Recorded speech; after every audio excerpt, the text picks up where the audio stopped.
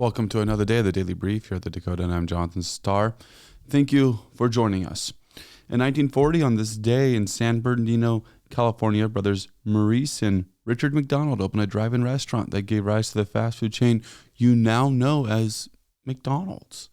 In 1969, American lawyer and judge Abe Fortas became the first U.S. Supreme Court justice to resign under threat of impeachment. And in 1972, while campaigning for the Democratic presidential nomination, Alabama Governor George Wallace was wounded and left permanently paralyzed below the waist in an assassination attempt. That's this day in history. We are excited about some of the news headlines that are coming out, but I'm most excited about something that we launched last night, and that was formally we are holding a debate June 17th, 6 p.m. is when doors open. That's when there's going to be appetizers. There's going to be a chance to meet candidates, check in with other people around town. And then at 7 p.m., we're going to be having the debate live at the Mouse River Players Theater in downtown Minot and also on our live streaming platforms. Extremely excited about this event to put this on. I think it's going to be great for the city of Minot. So make sure you have that marked on your calendar. If you want to get reminders, you can go to facebook.com, look up the Dakotan, and then you'll be able to see the event details there. Also, you can subscribe, go to mydakotan.com and throw in your email. We'll be sending out an email about the debate and a way to subscribe to updates concerning it. Very much so looking forward to that event. All right. Some news headlines from around the state. North Dakota students voice concerns over new cell phone ban. Of course, North Dakota's recent enactment of Senate Bill 2354, which becomes effective August 1st, mandates a bell-to-bell prohibition on student cell phone and electronic device use in public schools. While Governor Kelly Armstrong supports the law for its potential benefits to student focus and mental health, members of the Superintendent of Public Instruction's Student Cabinet have raised concerns about its practical implications. Students question the ban's impact on accessing digital textbooks, managing schedules, and participating in classes that utilize personal devices. They also express apprehension about the state's overarching control, suggesting that teachers and school boards should have more discretion in policy implementation. Also, appeals court restricts Voting Rights Act enforcement in North Dakota tribal redistricting case.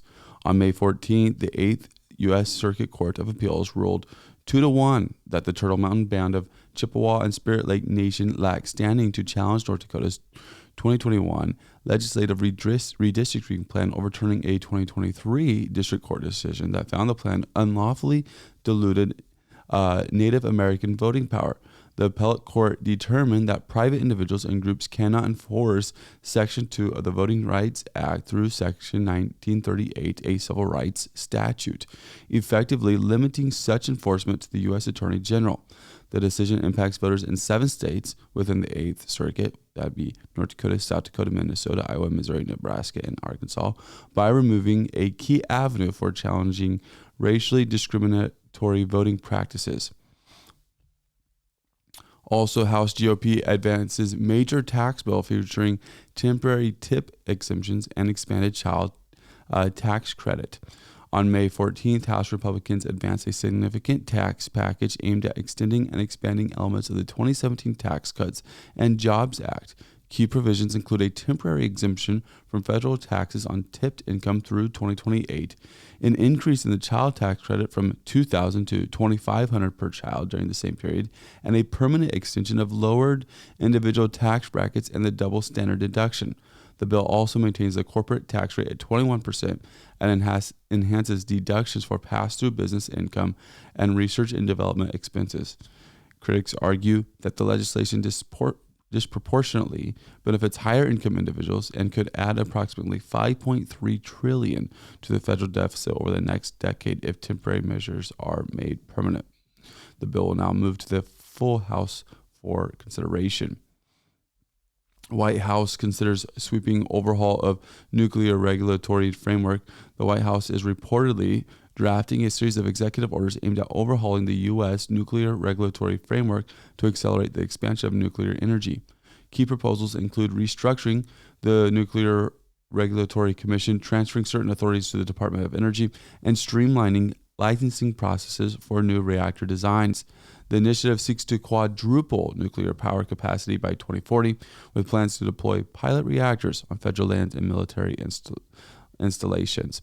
That is today's news. You can go to mydakotan.com, click on the Daily Brief, and catch those articles in full if you would like. Also, join us at 9 a.m. That's when we're going to be going live on Indie Talk with Senator Kent Weston to talk about the legislative session that just ended, and also maybe a little bit about Dunseith. Might be a little bit interesting to ask him about, as he's been involved in that a little bit. Thank you for watching this episode. Be sure to like and subscribe, become part of the Dakota community, help us grow so we can continue to provide news to the Minot area and to North Dakota. Thanks for watching. Have a great day.